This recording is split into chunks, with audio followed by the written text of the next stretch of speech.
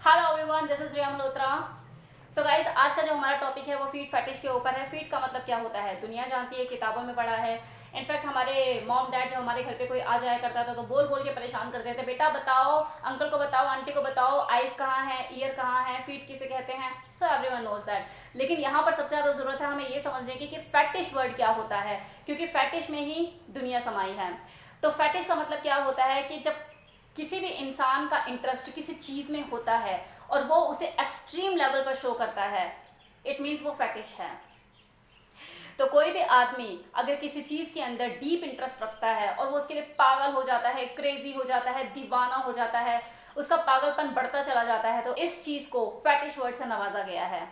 तो कोई भी मेल या कोई भी आदमी अगर अपने पार्टनर के फीट को देखकर पागल हो जाए, दीवाना हो जाए, क्रेजी हो जाए, उसे अपने पार्टनर के पैरों में ही अपनी पूरी खुशियां, पूरी दुनिया नजर आए, तो इट मीन्स वो आदमी फैटिश है। ये फैंटेसी ज्यादातर मेल में पाई जाती है कंपैरिजन ऑफ फीमेल। और जिन मर्दों में ये फैंटेसी पाई जाती है, एक तरह से देखा जाए तो वो अर्जुन की तरह होते हैं, क्योंकि जब अर्जुन निशाना लगा रहा था तो उसे सिर्फ मछली की आंख से मतलब था, मछली से उसे कोई मतलब नहीं था।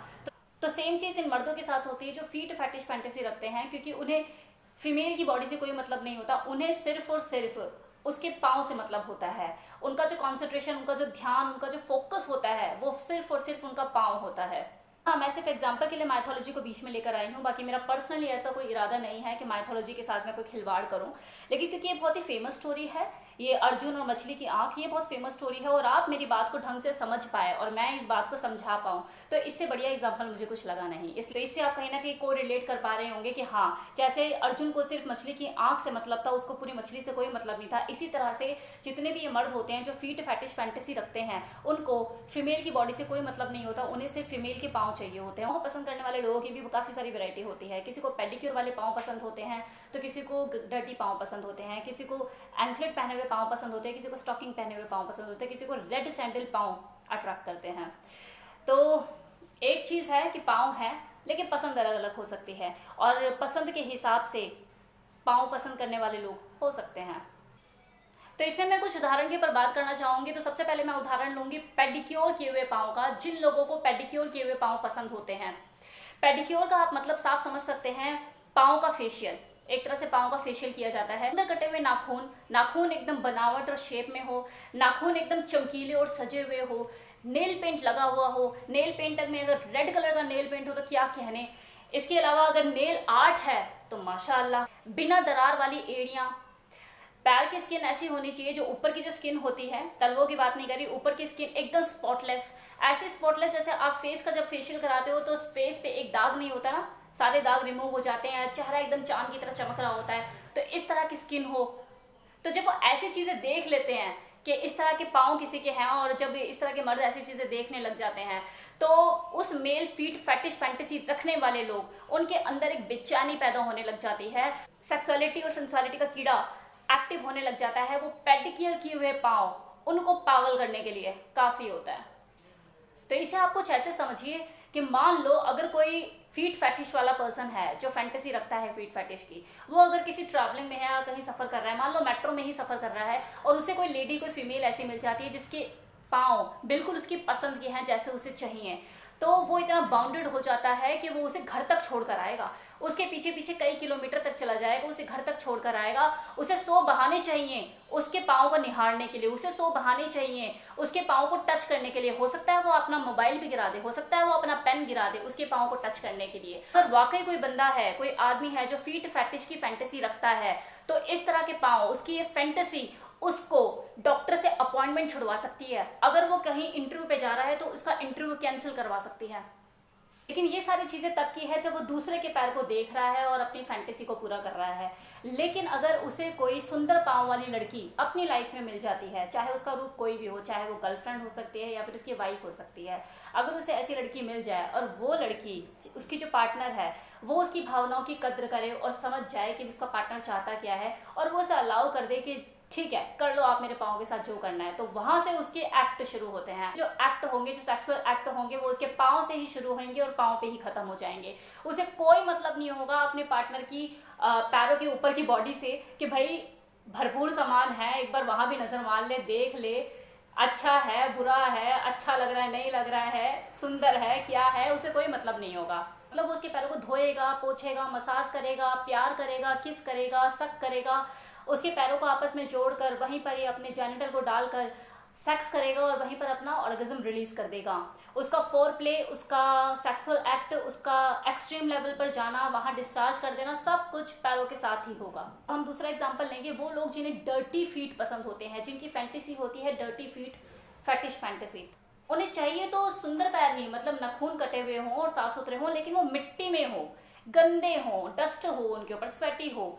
इसे कुछ ऐसे समझिए जैसे छोटा बच्चा होता है, धूल मिट्टी में खेल कर रहता है, उसके पैर नीचे से गंदे हो जाते हैं, उस तरह के पैर उन्हें पसंद होते हैं। वो लोग पागल हो जाते हैं किसी फीमेल के डर्टी फीट देखकर, वो क्रेजी हो जाते हैं उन पैरों को साफ करने के लिए, उसको मसाज करने के लिए, उसे प्यार करने के लिए, उस किस करने के लिए, वो पागल हो जाते हैं। इनफैक्ट ये भी देखा गया है कि जो डर्टी फीट की फैंटेसी रखते हैं लोग, वो सारे काम जो कि एक मैंने अभी बताया, जितने भी सेक्सुअल एक्ट होते हैं जो पेडिक्योर वाले पैरों के साथ लोग करते हैं, वो ये यहाँ पे डर्टी फीट के साथ करते हैं। मेरी ये बात सुन के कुछ लोगों को यक फीलिंग आ रही होगी, यार क्या है, अजीब सा लग रहा होगा अंदर ही अंदर कि क्या भला है। कोई भी नॉर्मल आदमी होगा वो ऐसी रिएक्शन करेगा, लेकिन आप जानते हैं जो नॉर्मल आदमी होते हैं ना, उन्हें भी डर्टी चीज़ों से प्यार होता है। कैसे, अभी बताती हूँ। इसे एक दूसरे तरीके से समझने की जरूरत है कि जैसे एक छोटा बच्चा है, दिन भर धूल मिट्टी में खेल रहा है, और जैसे उसे पता लगता है उसकी मम्मा उसके पापा आ गए ऑफिस से, तो वो एकदम से भागता हुआ आएगा, दौड़ता हुआ आएगा, मम्मा पापा पापा मम्मा मम्मा करते हुए। तो आप क्या करेंगे, उसे नहलाने के लिए ले जाएंगे या उसे गोद में उठा लेंगे? आप उसे, अपने बच्चे को गोद में उठाएंगे, उसके गाल पे किस करेंगे, उसका गाल अगर मिट्टी में होगा तो उसे साफ करेंगे, उसे रब करेंगे, उसको किस करेंगे। अगर वो आपको किस करने के लिए जिद करेगा तो आप उसे किस करने देंगे, उसके गाल को, उसके चीक को अपने हाथ से साफ कर देंगे। तब वो आपको, आपका बच्चा गंदा नहीं लगेगा, डर्टी नहीं लगेगा, वो आपका बच्चा है। तो इस भावना को एकदम ऐसे ही समझिए, इस फीलिंग को इन लोगों की, कि उनको जो गंदे पाँव होते हैं ना, वो उनके लिए बच्चा है, वो पाँव नहीं है, वो बच्चा है। और जब वो उसे साफ करते हैं, उसको धुलाते हैं, पुचकारते हैं, संवारते हैं, उसको क्लीन करते हैं, राइट, तो वो एक तरह से अपने बच्चे को क्लीन कर रहे हैं। वो उसे साफ करेंगे, अगर वो उसे साफ करेंगे तो मुंह से चाट चाट कर साफ करेंगे। अब यहाँ पे आपको फिर से यक फीलिंग आ रही होगी कि यार माना, चलो समझ में आ गया, साफ करते हैं, क्लीन करते हैं, उनके बच्चे जैसा है उसके पाँव, लेकिन हम अपने बच्चों को मुंह से तो साफ नहीं करते ना। बिल्कुल सही, मुंह से साफ नहीं करते। लेकिन अगर वो चाट कर साफ नहीं करेगा, मुंह से साफ नहीं करेगा, तो फैटिश किस बात का? यही तो फर्क है, इसीलिए तो वो फैटिश है।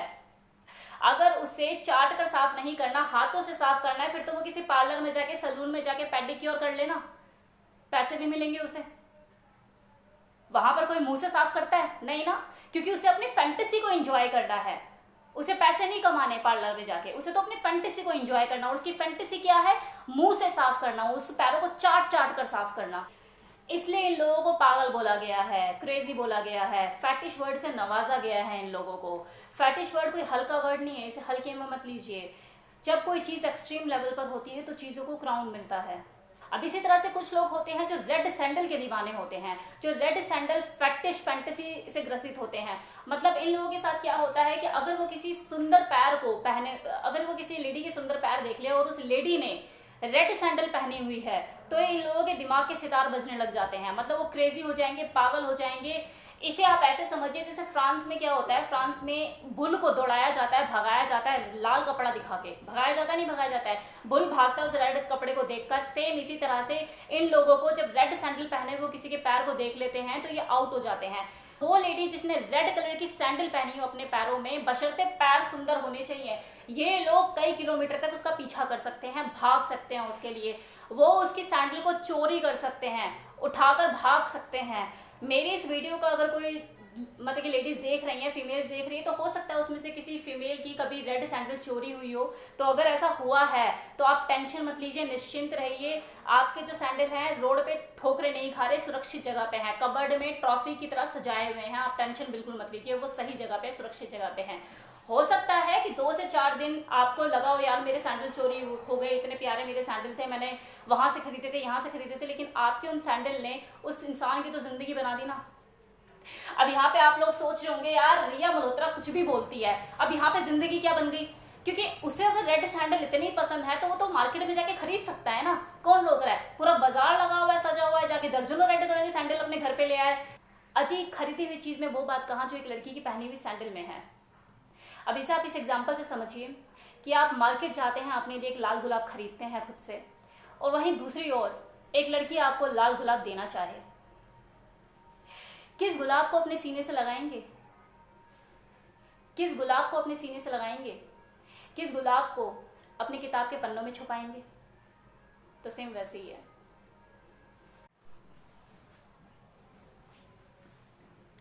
अब ये रेड फेटिश फैंटेसी रखने वाले लोग वो सारे काम फोर प्ले से लेके अपना ऑर्गेज्म रिलीज करने तक के सारे काम उस रेड सैंडल के साथ कर देते हैं, उस लड़की को अपने माइंड में रख के इमेजिन करके। इसे एकदम ऐसा समझिए जैसे किसी का प्रेम पत्र होता है, कोई लड़की किसी को प्रेम पत्र देती है और वो जो लड़का होता है उसके प्रेम पत्र को रह रह कर निकालता है, पढ़ता है, खुश होता है, रोता है, एक एक लाइन एक एक वर्ड को पढ़ता है, इमोशंस के तार बजते हैं। सेम वैसी ही चीज़ ये जो फीट फैंटेसी वाले लोग होते हैं, रेड सैंडल फैंटेसी वाले लोग होते हैं, इस सैंडल को निकालते हैं अपने कबर्ड में से, उसे देखते हैं, महसूस करते हैं, उस लड़की के पाँव को उसमें महसूस करते हैं, उनकी सेंसुअलिटी, उनकी सेक्सुअलिटी, सारी चीज़ें, सारे इमोशन वो अपने उस सैंडल पर ही निकाल देते हैं। उसके साथ सेक्स करेंगे, उसे प्यार करेंगे, उसको किस करेंगे और वहीं अपना ऑर्गेज्म रिलीज कर देंगे। अब हम बात करते हैं साइकोलॉजी की। कोई भी फैंटेसी जब किसी इंसान में जन्म लेती है तो वो उसकी जुवेनाइल एज में जन्म लेती है। इट मीन्स उसकी किशोर अवस्था।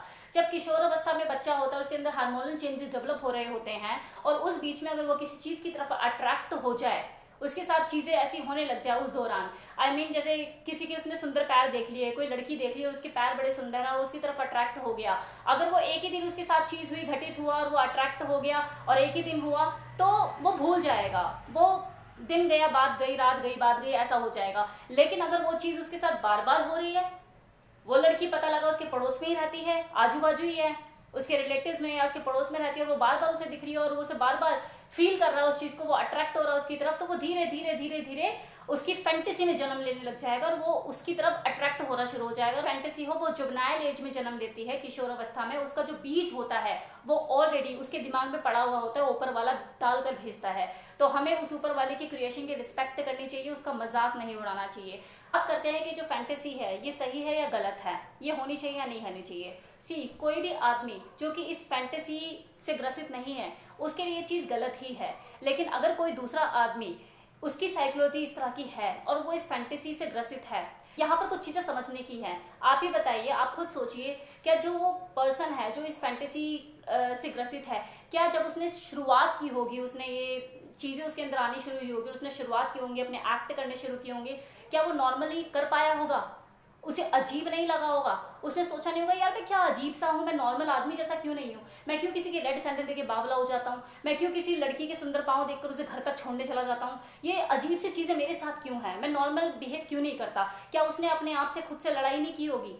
सोचिए, क्या वो कश्मकश में रात दिन डूबा नहीं रहता होगा कि मेरे साथ ऐसा क्यों है?